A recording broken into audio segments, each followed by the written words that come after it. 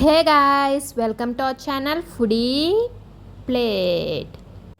Last week మనం పెసరట్లు క్రిస్పీగా రావాలి అనుకుంటే పిండి ఎలా కలపాలి అన్నది రెసిపీ అయితే పెట్టామండి. అది చూడకపోతే వెళ్ళి చెక్ చేయండి. పొట్టు పెసరపప్పుతో చేసాము. సో పొట్టుని వేస్ట్ చేయకుండా వాటితో వడియాలు పట్టుకుంటే హెల్త్కి హెల్త్, అలాగే టేస్ట్ కూడా బాగుంటాయండి. సో మీకు రెసిపీ చూపిద్దామని చెప్పి వీడియో అయితే తీసాము. సో ఫస్ట్ అయితే పొట్టుని తీసుకుని పక్కన పెట్టుకోండి. దాంతో మీరు ఎలాగో పెసరట్లు వేసుకోవచ్చు అండ్ పొట్టునేమో వడియాలు పట్టుకోవచ్చు. సో అది తీసుకున్నాక ఓవర్ నైట్ మనం సగ్గుబియ్యాన్ని కడుక్కొని ఓవర్ నైట్ సోక్ చేయాలి. సగ్గుబియ్యంతో పాటు మినపప్పు కూడా ఓవర్ నైట్ సోక్ చేసుకోండి. ఆ క్లిప్ మిస్ అయింది నాకు, అందుకే పెట్టలేదు. సో ఓవర్ నైట్ సోక్ చేసుకున్నాక నెక్స్ట్ డే మార్నింగ్ పెసరపప్పు పొట్టుని ఒక గిన్నెలోకి తీసుకోండి. దాంట్లో అది తీసుకున్నాక మిక్సీ జార్లో పచ్చిమిరపకాయలు అలాగే కొన్ని వెల్లుల్లి రెబ్బలు వేసుకుని మిక్సీ అయితే పట్టేసుకోండి. మీరు ఎప్పుడైనా ట్రై చేశారా అండి ఇలా వడియాలు? ట్రై చేయకపోతే ఒకసారి ట్రై చేయండి. ఎందుకంటే పొట్టు చాలా మంచిది, పెసరపప్పు పొట్టు. దాన్ని మనం వేస్ట్ చేసేస్తాం కదా, కడిగినప్పుడు తీసేస్తాము. అలా తీయకుండా ఇలా ట్రై చేయండి.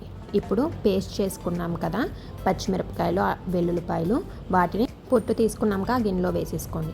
ఇప్పుడు నైట్ సోక్ చేసి పెట్టుకున్న మినప్పప్పును కూడా మిక్సీ జార్లో వేసుకుని కొంచెం పేస్ట్ కింద చేసుకోండి.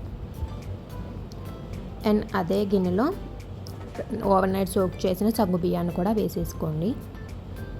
అండ్ మిక్సీ పట్టుకున్న పేస్ట్ని కూడా మినప్పప్పు పిండిని కూడా వేసుకుని బాగా మిక్స్ చేసుకోండి.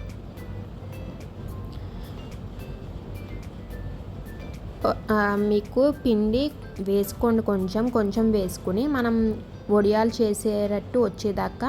ఒకవేళ తక్కువ అయితే కుదరట్లేదు అంటే ఇంకొంచెం మినప్పిండి అయితే వేసుకుని కలుపుకోండి.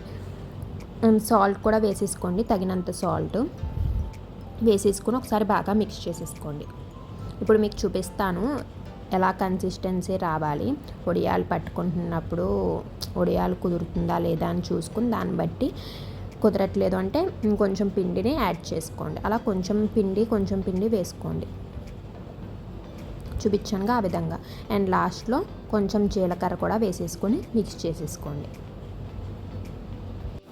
ఇప్పుడు ఒక ప్లేట్లో ఒక కవర్ లాంటిది వేసుకోండి. దాని మీద మనం వడియాలు పట్టుకుంటాము. డైరెక్ట్ ప్లేట్లో కాకుండా ఒక కవర్ లాంటిది వేసుకుని దానిపైన వడియాలు అయితే వేసుకోండి. వీటిని మనం సన్లైట్లో డ్రై చేయాలండి. అంటే ఎక్కువ సన్లైట్ ఉంటే కొంచెం ఫాస్ట్గానే డ్రై అయిపోతాయి, 3 to 4 డేస్లో ఎండిపోతాయి. కొంచెం తక్కువ సన్లైట్ ఉంటే కొంచెం టైం పడుతుంది. సో 1 డేలో అయితే అవ్వవు. సో మీరు ఎంతైతే కలుపుకున్నారో పిండి వాటిని అన్నిటిని వడియాల కింద వేసేసుకోండి. ఇప్పుడు అన్నిటిని వేసేసుకున్నాక ఎండలో పెట్టుకోండి. ఎండలో పెట్టుకుని ఎండాక మనం ఫ్రై చేసేసుకోవటమేనండి. ఇవి ఓన్లీ రైస్లో కలుపుకుని తిన్నా చాలా టేస్టీగా ఉంటాయి. అలాగే పప్పు, సాంబార్, పప్పుచారు అన్నిటిలోకి చాలా చాలా టేస్టీగా ఉంటాయండి. అలాగే హెల్త్కి కూడా చాలా మంచిది. సో ఇదైతే 1 డే తర్వాత ఇలా ఉన్నాయండి. 1 డే తర్వాత ఈ మాత్రం మారాయి. ఒకసారి వడియాలు అన్నిటిని టర్న్ చేసేసుకోండి. టర్న్ చేసుకుని మళ్ళీ ఎండలో పెట్టుకోండి. ఇవికోండి మొత్తం ఎండిపోయాక ఇలా అయితే ఉంటాయండి. వీటిని అయితే మనం ఫ్రై చేసేసుకోవచ్చు. అంతేనండి, టేస్టీ అయిన వడియాలు అయితే రెడీ అయిపోయాయి. మీరు ఎప్పుడైనా ట్రై చేశారా? ట్రై చేస్తే కామెంట్ సెక్షన్లో చెప్పండి. అలా ట్రై చేయకపోతే ట్రై చేయండి.